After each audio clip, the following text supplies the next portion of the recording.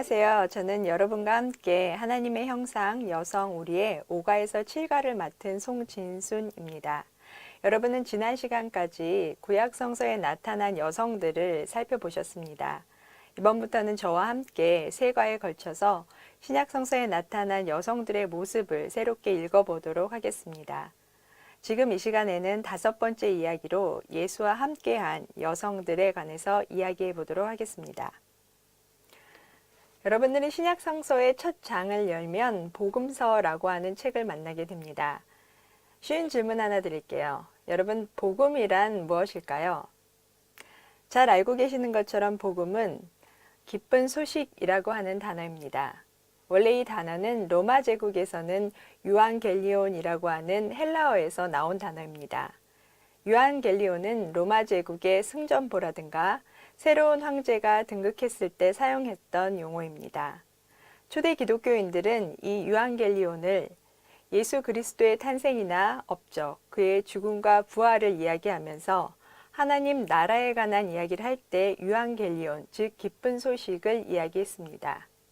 로마 제국의 입장에서 본다면 복음이라고 하는 유앙겔리온이라는 이 단어를 예수 그리스도라고 하는 십자가에 매달린 그러한 정치 사범에게 사용한다는 것은 굉장히 불온한 일이었습니다. 그러나 우리는 이것을 복음으로 받아들이고 기독교인으로서 예수 그리스도의 메시아됨을 함께 고백을 하게 됩니다. 그렇다면 예수님은 어떤 활동을 하셨을까요? 잘 아시는 것처럼 1세기 유대 사회는 로마 제국이 지배하는 식민지 사회였습니다. 1세기 로마 제국이 지배하는 유대 사회에서 죄인이 된 자, 낮은 자, 천한 자, 가난한 자에게 예수님은 주의 은혜의 해를 선포하셨습니다. 그런데 당시 여성들은 아마 존재감이 제로였을 것입니다. 왜냐하면 한 남성들은 유대교 회당에 가서 이러한 기도를 했다고 합니다. 하나님, 저를 이방인으로 태어나지 않게 하셔서 감사합니다. 하나님, 저를 노예로 태어나지 않게 하셔서 감사합니다. 하나님, 저를 여인으로 태어나지 않게 하셔서 감사합니다. 이와 같이 당시 1세기 유대 사회에서 여성들의 지위는 굉장히 낮았습니다. 그러나 예수님은 이렇게 가난하고 소외되고 비천하고 그리고 죄인된 자들에게 먼저 찾아가셨을 뿐만 아니라 누구보다도 먼저 여인들에게 다가가셨습니다. 오늘은 여러분들과 함께 복음서에 나타난 여인들의 이야기를 새롭게 읽어가면서 오래되고 익숙하지만 우리들이 잘 놓치기 쉬운 여성들의 어떤 목소리를 다시 한번 읽어보도록 하겠습니다. 첫 번째 인물인 대담한 소녀 마리아에 관한 이야기입니다. 여러분, 마리아 하면 어떤 생각이 떠오르시나요? 이 그림은 이태리 피렌체에 있는 산 마르코 수도원에 있는 그림입니다. 잘 아시는 것처럼 수태고지의 한 장면입니다. 크고 멋진 날개를 단 천사가 기도문을 무릎 위에 놓고 읽고 있는 소녀 마리아에게 찾아옵니다. 그리고 저 위에서는 신비스럽고 신령한 빛이 천사와 마리아에게 내리 쪼이고 있는 것을 볼 수 있습니다. 천사가 마리아에게 굉장히 조심스럽게 이야기를 하고 있고요. 마리아는 두 손을 가슴에 모으고 그리고 무언가를 굉장히 순종하는 듯한 아주 겸허한 모습으로 천사의 이야기를 듣고 있습니다. 여러분 잘 아시는 것처럼 수태고지에서 마리아가 그 예수님의 계시를, 하나님의 계시를 받아들이는 장면입니다. 보십시오. 나는 주의 여종입니다. 천사님의 말씀대로 나에게서 이루어지기를 바랍니다. 마리아가 천사에게 계시를 받으며 예수님을 잉태할 것이라고 하는 우리가 수태고지라고 알고 있는 이 장면은 마태복음과 누가복음에 나타납니다. 저는 특별히 누가복음에 나타난 이야기를 여러분들과 함께 나누고자 합니다. 천사는 이렇게 말합니다. 두려워하지 말아라 마리아야. 너는 하나님의 은혜를 입었다. 38절에서 마리아는 이렇게 대답합니다. 보십시오. 나는 주의 여종입니다. 천사님의 말씀대로 나에게서 이루어지기를 바랍니다. 우리는 이 이야기를 들으면서 어떠한 마리아의 모습을 생각하시나요?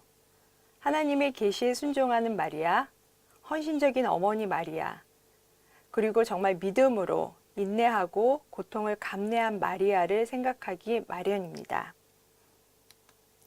마리아의 응답과 태도는 굉장히 우리가 다시 한번 읽어볼 만한 가치가 있는 구절입니다. 사실 누가복음은 천사와 마리아의 만남을 마리아의 순종과 헌신을 강조하는 그러한 본문으로 이야기합니다. 마태복음에서는 성령으로 잉태한 약혼녀를 아무런 조건 없이 맞이하는 요셉의 의로운 신앙과 그 모습을 칭송하기도 합니다. 그렇지만 궁극적으로 이 본문은 예수님의 탄생에 관한 굉장히 놀라운 섭리를 이야기합니다. 그리하여서 이렇게 신성하게 태어난 예수님이 바로 그리스도가 되시며 우리의 구세주가 되신다는 이야기를 하고 싶었던 것입니다. 이렇게 볼 때 마리아의 이야기는 아마 신성한 예수님의 그리스도됨에 비추어선 부차적인 존재로 나타날 수밖에 없습니다. 우리는 한편으로 마리아의 응답과 태도가 하나님의 부르심에 순종한 굉장히 고결하고 헌신적이고 믿음으로 꽉 찬 그러한 소녀라고 생각할 수가 있을 것입니다. 그러나 마리아의 대답을 그 당시 유대 사회에서 다시 한번 생각해 보도록 하겠습니다. 만약 그렇게 본다면 마리아의 그 응답이 그리고 그 태도가 가부장제에 순응한 여성의 모습으로 볼 수가 있을까요? 저는 조금 다르게 생각합니다. 자칫하면 혼전 임신에 애비 없는 자식을 낳아야 되는 암담한 미래가 마리아에게는 펼쳐지기 마련입니다. 더 중요한 것은 자신이 임신했다는 사실을 약혼자한테 알려야 되는 상황을 두고 마리아가 얼마나 고민을 하고 마음이 힘들었을지 한번 상상해 볼 수가 있을 것 같습니다. 그러나 마리아는 천사의 계시를 듣고서 조용히 생각합니다. 물론 머릿속은 굉장히 혼란스러웠을 것 같습니다. 그 이야기를 다시 한번 읽어보겠습니다. 보십시오. 나는 주의 여종입니다. 천사님의 말씀대로 나에게서 이루어지기를 바랍니다. 가부장제에 순응한 여성이었다면 이 대답을 쉽게 하지 못했을 것입니다. 마리아의 이 응답에서는 아마 우리는 구약의 예언자들이 이야기하는 것 같은 결연한 의지를 읽어볼 수가 있습니다. 저는 그렇게 생각합니다. 우리가 보기에는 일견 순결하고 헌신적인 어머니 마리아라고 생각했었던 그 마리아의 모습이 사회적인 낙인과 추방을 각오한 대담한 소녀이며 복음을 시작한 여인으로 읽어볼 수 있지 않을까라고 여러분들하고 함께 나누고자 합니다. 기독교인들은 처녀의 몸을 통해서 온 예수가 하나님의 아들이며 메시아임을 고백합니다. 마리아는 하나님이 나를 선택했다라고 하는 자부심보다는 아마도 앞으로 일어날 자신에 대한 많은 일들에 대해서 염려하고 그리고 걱정했을 것입니다.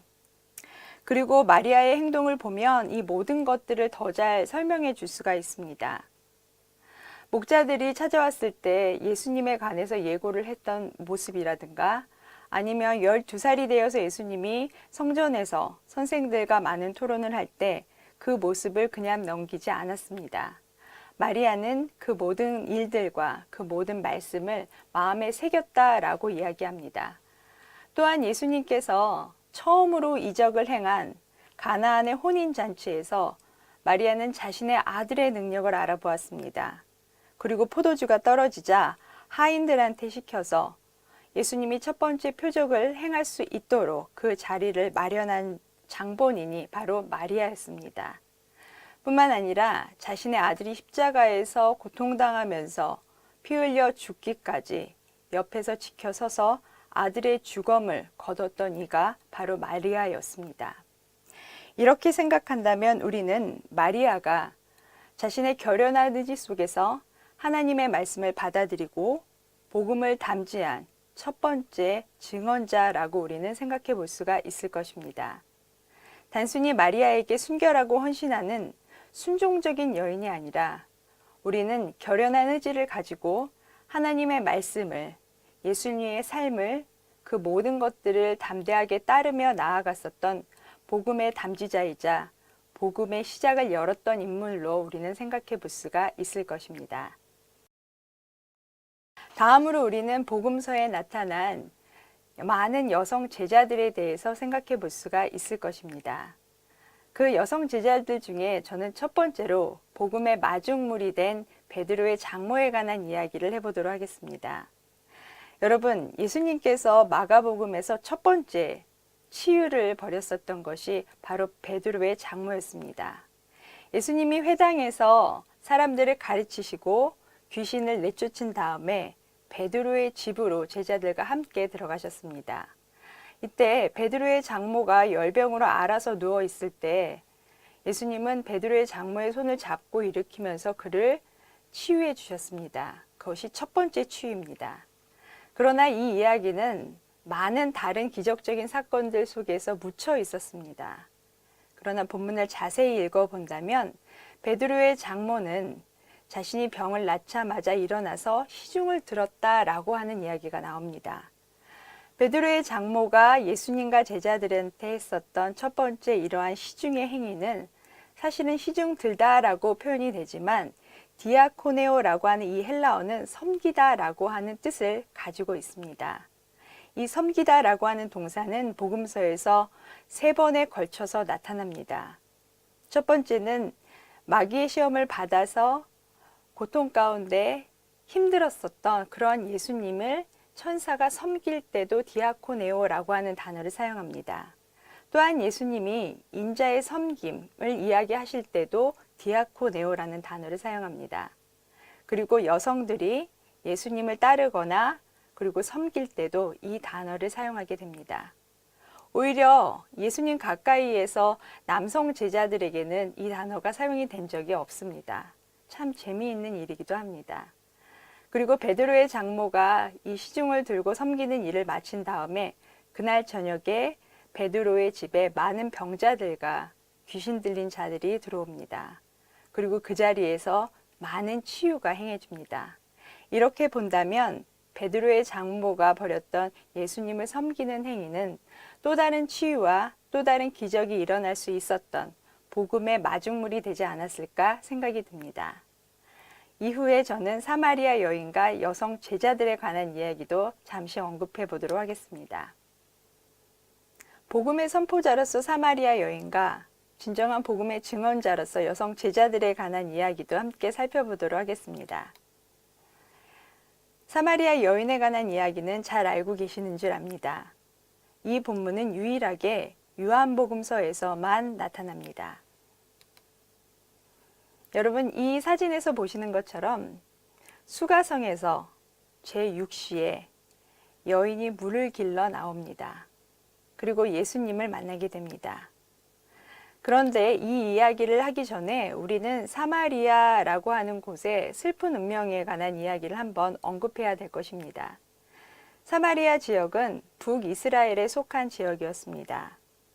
주전 722년에 아수르 제국에 의해서 북이스라엘이 멸망하게 됩니다. 그리고 그 지역민들은 아수르 지역으로 이주를 하거나 오히려 그 반대로 아수르인들이 북이스라엘, 특히 사마리아 지역으로 유입돼서 들어오면서 그곳에서 민족 간의 통혼이 일어나게 됩니다. 그리고 많은 민족들이 혼혈 민족이 되면서 사마리아 지역은 유대의 고유한 문화가 아니라 이방 문화가 유입이 되고 혼재된 지역이 되게 됩니다. 이렇게 볼 때 남유다 쪽의 입장에서는 북이스라엘에 있는 사마리아 지역이 더럽고 불결한 지역으로 생각하게 됩니다. 그래서 사마리아 지역은 이방인들이 있는 혼혈 민족이 있는 불결하고 더러운 지역으로 간주됩니다. 사마리아인들은 정치적으로 그리고 사회적으로 그리고 제국적인 어떤 다른 관점에서 참으로 슬픈 역사를 가진 그리고 남유대인들과 대척점에 서 있는 그러한 지역이었습니다. 바로 이곳에 예수님이 지나가게 되었습니다. 물론 보통의 유대인이라면 결코 이 지역을 지나가지 않고 돌아서 갈 곳이었습니다. 바로 그곳에서 사마리아 여인이 정오에 물을 깃게 됩니다. 여러분, 사마리아 여인 하면은 남편이 5이 있고 그리고 이 여인이 대담하게 예수님과 질문을 나누었고, 그리고 이 여성이 사마리아 마을에 첫 번째로 복음을 전했던 여인이라는 것은 알고 계실 것입니다. 그러나 겉으로 나타나 있는 본문의 이야기 말고 우리는 행간을 조금 더 자세하게 살펴볼 필요가 있을 것 같습니다. 사마리아 여인은 정오에 물을 길러 나왔습니다. 한번 생각해 봅시다, 여러분. 이스라엘은 굉장히 뜨거운 태양이 장렬하는 그러한 사막 지역이 더 많은 곳입니다. 정오에 물을 길러 나오는 것은 사실 보통의 일은 아니었습니다. 일반적인 여인이라면 정오가 아니라 저녁쯤 물을 길러 나왔을 것입니다. 여인이 제6시에 물을 길러 나왔다라고 하는 것은 어쩌면 다른 사람들의 눈을 피해서 이 시간에 물을 기를 수밖에 없는 여인만의 어떤 특별한 사연이 있을 것 같습니다. 그리고 이 여인에게는 남편이 5이나 되었습니다. 이 여인은 예수님이 자신한테 물 한 잔을 달라고 하자 어찌하여 나에게 물을 달라고 하십니까? 라고 하면서 예수님과 대담하게 이야기를 시작합니다. 사실 유대교 전통에서 여성들은 질문을 하는 자가 아니라 가만히 순응하거나 질문을 받아들이는 편에 가까웠습니다. 그러나 사마리아 여인은 예수님과 함께 질문을 나누면서 첫 번째는 그를 선생이라고 불렀다가 아니면은 당신이 우리 조상보다 더 큰 이라고 했다가 혹시 선지자가 아닐까요? 라는 말과 함께 그가 메시아라고 하는 사실을 알아보게 됩니다. 다른 남성 제자들보다도 요한복음에서 제일 처음으로 예수가 그리스도임을 알아본 인물이 바로 사마리아 여인이었습니다. 그리고 잘 아시는 것처럼 여인은 가지고 있었던 물동이를 내팽겨치고 치마를 두 손으로 걷어들고 그리고 그 사막 지역을 달렸을 것입니다. 왜냐하면 모든 민족이 그리고 그 여인이 고대하고 기다리던 메시아가 자신의 눈앞에 있었기 때문입니다. 사마리아 최초의 복음 선포자가 바로 사마리아 여인이었습니다. 사마리아 남성이 아니라 사마리아 여인의 손에 사마리아 마을은 아마도 예수님을 믿기 시작했다라고 하는 이야기가 전해졌을 것입니다. 그리고 그것이 요한복음서 4장이 기록하고 전하고 있는 내용입니다. 여인은 어찌 보면은 민족적으로 전통적으로 혹은 젠더적인 관점 안에서 천시받고 그리고 아무도 알아주지 않고 미천한 사람이었지만 그 별것 아닌 존재, 보잘것없는 존재가 예수님을 만나는 과정 안에서 복음의 선포자가 되는 그러한 경험을 하게 됩니다. 그 외에도 우리는 예수님의 제자들로서 갈릴리에서 온 여인들도 살펴볼 수가 있을 것입니다. 사마리아 여인에 이어 우리는 복음의 증언자인 여성 제자들에 대해서 한번 더 생각해 보도록 하겠습니다. 예수님은 이 땅에 오셔서 하나님의 나라를 가르치고 실천하셨습니다.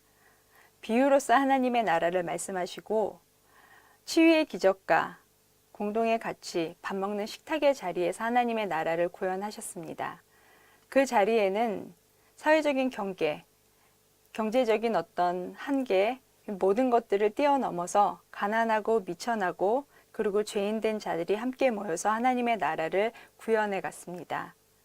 그래서 많은 사람들이 예수님 같은 사람이라면 무언가 새로운 나라를 기대할 수 있겠다라고 하는 기대와 희망을 가지고 그를 따랐습니다. 한편으로는 아니란 생각도 있었습니다. 그 사람 옆에서 새로운 세상이 시작되면 나도 한 자리를 좀 얻어야 되겠다. 그 사람이 옆에 있으면 내가 이 지긋지긋하고 힘든 식민지의 고달픈 생활을 끝낼 수도 있겠다라는 생각을 했습니다. 예수님을 따르는 사람들은 이 많은 자신들의 목적을 마음 한편으로는 품고서는 따르기 시작했습니다. 그러나 예수님을 따르는 여인들은 이와는 좀 달랐습니다. 목적을 가진 사람들은 예수님이 십자가에 처형을 당했을 때 모두 도망갔습니다. 심지어 잘 아시듯이 자신이 끝까지 예수님과 함께 하겠다고 결단을 하고 고백했었던 베드로조차도 예수님이 신문당하는 과정에서 제일 먼저 도주하고 끝까지 그를 부인했던 자, 그래서 실패했었던 자로 나타납니다. 그럼에도 불구하고 갈릴리에서부터 예수님을 섬기면서 따랐던 여성 제자들은 이와는 다른 모습을 보여주었습니다. 그들은 예수님을 따르면서 자신의 모든 것을 바쳐서 구제하고 헌신하면서 예수님을 도왔습니다. 그리고 예수님이 죽는 그 처형의 자리에서 먼 발치에서 그 죽음을 지켜보면서 모든 죽음의 과정을 준비했던 사람이 여인들이었습니다. 누가복음 8장 1절에서 3절에서는 갈릴리에서부터 예수님을 쫓아온 여인들에 관한 이야기가 나옵니다. 이 여인들은 예수님이 돌아가실 때 그 옆에서 이 모습을 슬피 울면서 그리고 그가 무덤에 들어가는 그 과정의 모든 여정을 함께합니다. 예수를 따라다닌 여자들이 뒤따라가서 그 무덤을 보고 돌아가서 향료와 향유를 마련하였다. 죽는 모든 과정과 그리고 죽음 이후의 부활의 그 첫 증인이 되는 사람들이 바로 이 여인들이었습니다. 남성 제자들이 예수의 신문이 시작되자 도주하거나 부인했고 혹은 자신의 소기의 목적이 달성하지 않자 실망하고 좌절했지만 여성 제자들은 달랐습니다. 저는 이들을 감히 단순히 따라다니는 여인들이 아니라 여성 제자들이라고 부를 수 있다고 생각합니다. 그럼에도 불구하고 남성 제자들은 여인들이 예수님의 부활에 관한 증언을 했을 때 의심했습니다. 사마리아 여인이 마을에 들어가서 예수님이 오셨다고 그 예수가 우리가 기대하던 그리스도라고 이야기할 때도 여성의 말을 처음에는 믿지 않았습니다. 그리고 그들이 예수님을 받아들인 다음엔 이렇게 확인하기도 했습니다. 우리가 예수님을 믿은 건 너의 말이 아니라 우리가 그를 직접 보고 대면했기 때문이야. 여성들의 말을 의심했던 것입니다. 반면에 여성들은 이와 달랐습니다. 예수님의 순환과 처형을 직접 목격하고 부활의 첫 증인이 되었고 그리고 부활의 과정에서 그 모든 부활을 선포했었던 선포자였습니다. 다시 말해 예수님의 증언자이자 하나님의 계시의 담지자가 여성 제자들이었습니다. 우리가 이와 같이 여성의 눈으로 복음서를 읽는다라고 하는 것은 많은 것을 의미할 것입니다.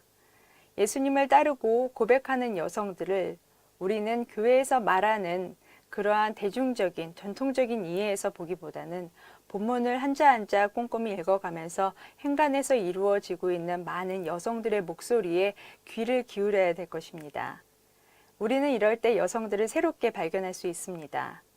그리고 이 땅에서 이루어질 하나님 나라의 새로운 가치에 대해서 생각해 볼 수가 있습니다. 예수님이 꿈꿨던 하나님 나라는 이 세상과는 다른 나라였습니다. 이 세상의 질서가 아니라 하나님의 질서, 낮은 자가 높이 되고 높은 자가 낮아지고 그리고 모든 사람들이 함께 손잡고 공간과 연대를 형성할 수 있는 곳이 바로 하나님의 나라였습니다. 그리고 그것이 지금 이 자리에서 이루어질 수 있다라고 하는 소망과 비전을 가지고 예수님은 그 새로운 가치를 전하셨습니다. 그런 면에서 예수님은 굉장히 급진적인 분이셨습니다. 물론 남성 제자들도 이것에 발맞추어 목숨 걸고 싸운 것은 저희들이 익히 알고 있습니다. 그럼에도 불구하고 여성의 문제에 대해서는 남성 제자들도 예수님만큼 쫓아가지 못했습니다. 그럼에도 불구하고 우리는 사회, 정치, 인종, 계급을 넘어서 진정한 제자로 발돋움하는 여성들을 복음서 안에서 많이 만나게 됩니다. 그들은 자신이 예수님을 만났다는 이유 하나만으로 예수님을 대면하는 그 자리에서 자신이 누구인가, 하나님 나라의 새로운 일원으로서 자신의 신앙을 고백하고 예수님을 담대히 따르며 그리고 결단하는 그 자리에서 자신의 제자됨을 있는 모습 그대로 나타내었습니다. 그것이 바로 여성의 눈으로 읽는 복음서일 것입니다. 그렇다면 우리는 다시 한번 질문해 볼 수 있습니다. 우리가 보통 성경을 읽으면서 떠오르는 예수의 제자는 누구일까요? 제자라는 말 때문에 우리는 머릿속에 남성 제자를 생각할 것입니다. 그러나 여러분의 머릿속에는 또 다른 새로운 방식으로 여성 제자들에 대해서도 생각해 보시기 바랍니다. 여성의 제자들, 이들이 지금 이 시대에 21세기를 살아가는 우리들에게 어떤 가치관을 전해주고 있는지, 그리고 또 하나는 진정한 제자로서의 삶, 그리스도인들의 삶은 어떤 것인지 생각해 보셨으면 좋겠습니다. 그것이 우리가 성서를 새롭게 읽고 새로운 여성의 목소리를 발견하는 길이 아닐까라는 생각합니다.